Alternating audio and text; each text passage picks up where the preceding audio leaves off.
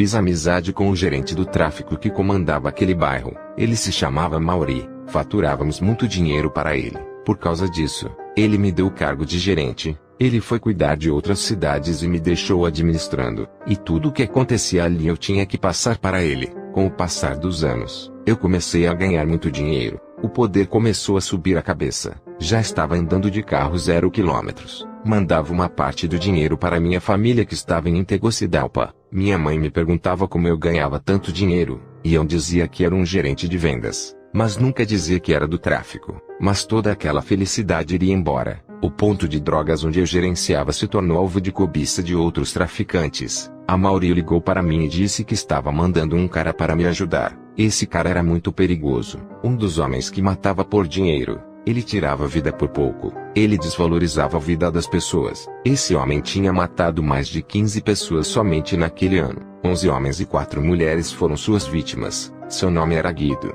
Ele sabia que eu era o gerente daquele ponto, tinha um respeito pela minha pessoa. Mas um dia ficamos ele e mais 3 caras contando dinheiro no caixa. Ouvimos barulhos de tiros. Eu disse para eles ficarem ali. Fui ver o que estava acontecendo. Guido estava sentado na mesa com uma arma na mão. Ele era o único armado ali. Quando eu fui para fora, 7 homens armados invadiram a casa onde a gente contava o dinheiro do caixa. Guido e os 3 caras foram surpreendidos e receberam vários tiros e morreram na hora. Eu escutei quando aqueles homens arrombaram a porta da casa para assassinar aqueles homens. Eu saí correndo e os 7 homens estavam me seguindo. Logo os meus parceiros descobriram que eu estava em fuga e me deram cobertura. Houve um tiroteio. 2 homens que estavam me seguindo morreram. Esse foi o primeiro livramento que Deus me deu. Depois dessa cena, eu quis abandonar o tráfico. Meu chefe Mauri disse que a vida não era só ganhar dinheiro, tinha o lado mal das coisas, e que eu era o responsável pelos lucros daquele ponto. Isso chamaria a atenção de outras quadrilhas. Então, para que eu não saísse, o meu salário foi dobrado.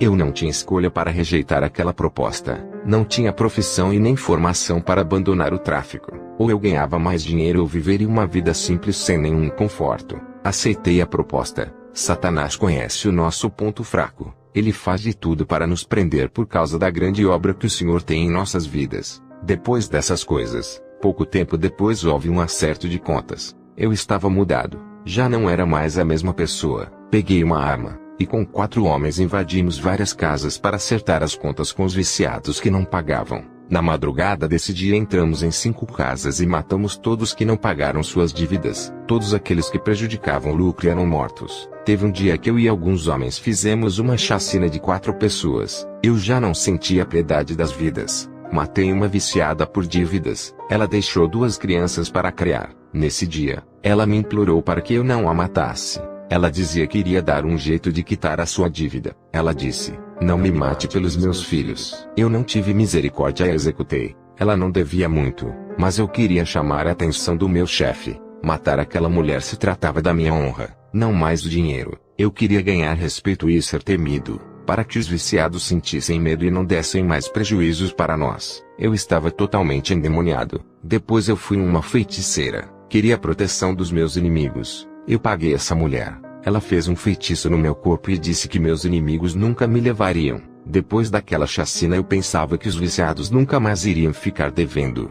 Recebi uma ligação de Mauri dizendo que Diego tinha uma dívida grande. Seus pais tinham condições de pagar. Eles tinham dinheiro, mas não iria mais pagar as dívidas de seu filho. Estavam cansados de pagar suas dívidas de drogas. Por esse motivo Diego estava planejando ir embora para outro país. Diego era o rapaz que estudou comigo, e veio morar comigo em São Pedro Sula. A gente era de Tegucigalpa. Conversei com o Diego e dei uma semana para ele pagar. Diego dizia: "Somos amigos. Você me compreende, sabe da minha situação." Eu disse: "Diego, não confunda a amizade com o trabalho. Você sabe que cumpro ordens." Depois daquela conversa, eu mandei alguns caras para ficarem de olho nele durante uma semana para ele não fugir. Se até aquele dia ele não pagasse, então que executassem ele. E foi o que aconteceu. Eu não tive escolha. O diabo estava montando uma cilada para mim, e ele sabia das minhas fraquezas. Armando sempre pagava as suas dívidas, morava na mesma casa que eu em um outro cômodo,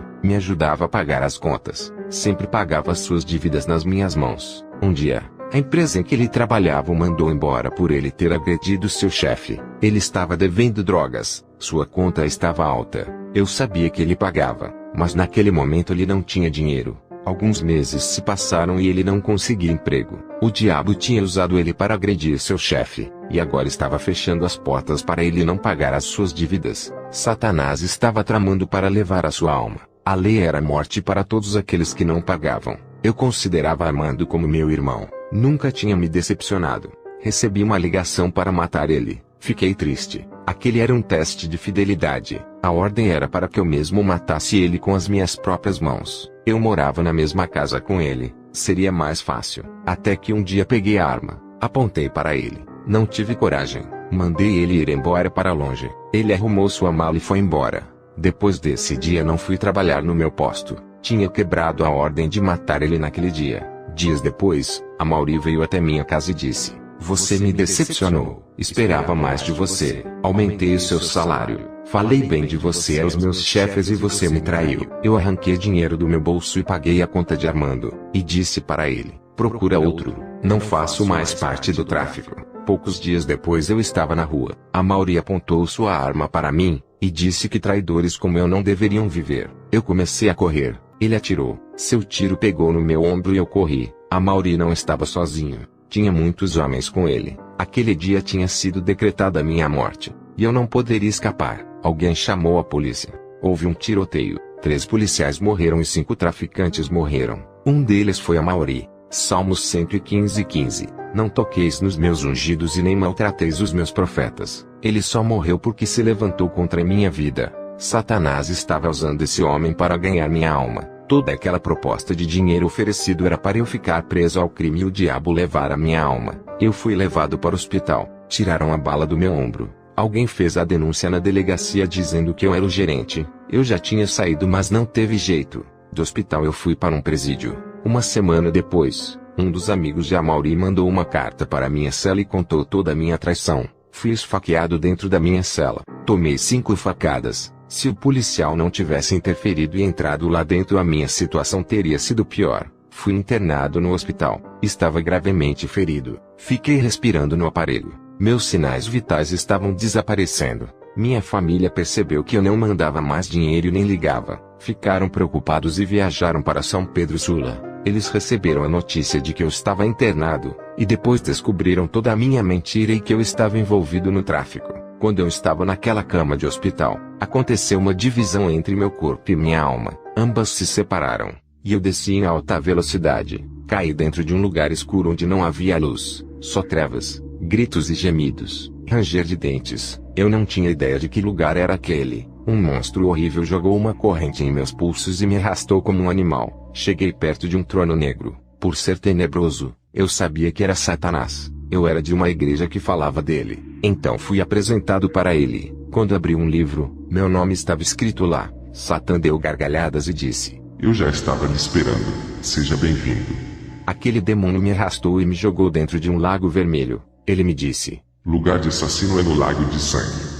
Quando ele me jogou, era quente demais. O cheiro tóxico de enxofre me sufocava. Meu ar foi embora. Senti calor, grande ardor daquele fogo. Senti sede. Fui consumido por aquele lago de sangue fervendo. Eu afundei naquele lago vermelho. Senti dor. Parecia que morreria, mas não.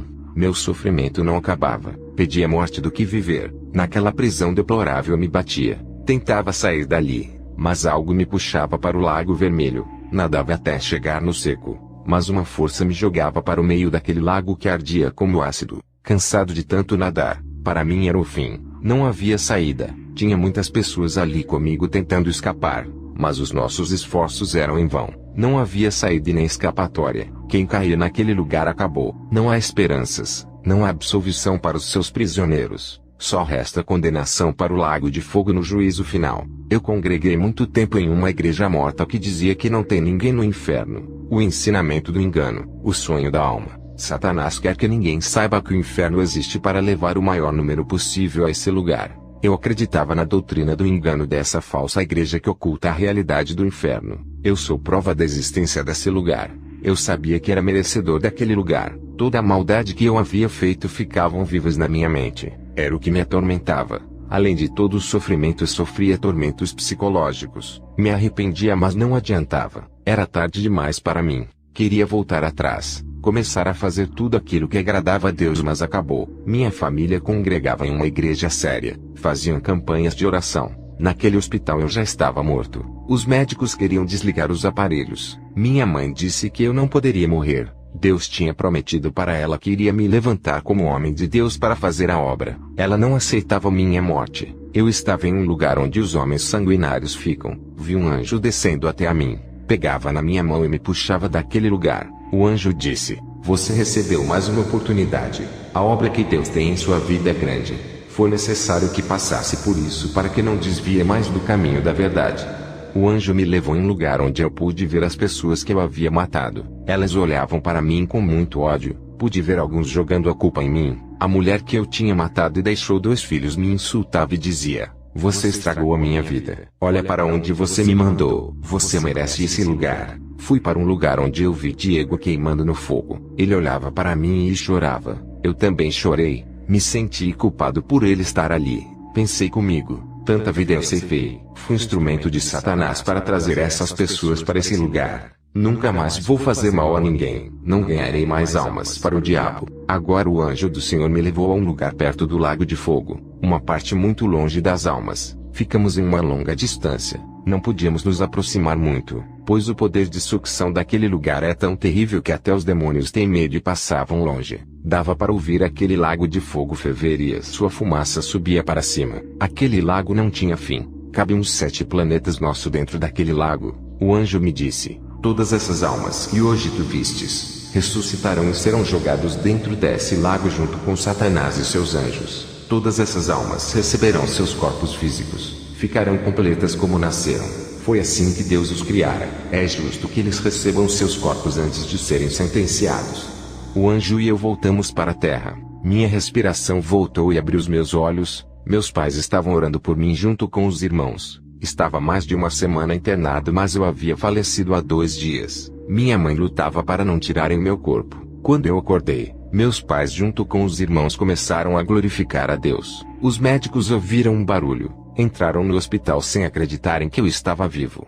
Contei para eles a minha experiência. Naquele dia aceitaram a Jesus mais de 15 pessoas, entre médicos, enfermeiros e funcionários que trabalhavam naquele hospital. Recebi alta. Eu sabia que iria preso quando saísse dali. Dobrei meus joelhos. Percebi que uma sombra negra saía do meu coração. Me arrependia de todo o mal que eu tinha feito. Sei que não posso consertar as famílias que eu fiz chorar e nem fazer aquelas vidas voltarem, mas posso ajudar os que estão vivos. Fui preso. Ganhei muitas almas naquele presídio. Fui solto com a ajuda de alguns médicos que se converteram com o meu testemunho. Construímos uma casa de recuperação para alcoólatras e drogados. Essa casa tem tirado muitos viciados da rua e convertido muitos. Nessa casa eles aprendem a palavra de Deus, aprendem a orar e fazem cursos para se integrarem à sociedade e a terem um emprego digno. Essa casa fez uma parceria com escolas profissionalizantes. Sei que não posso consertar o estrago que eu fiz nas vidas, mas posso fazer o que está embaixo do meu alcance. Sei que é o mínimo que posso fazer segundo as minhas condições. Mas de coração,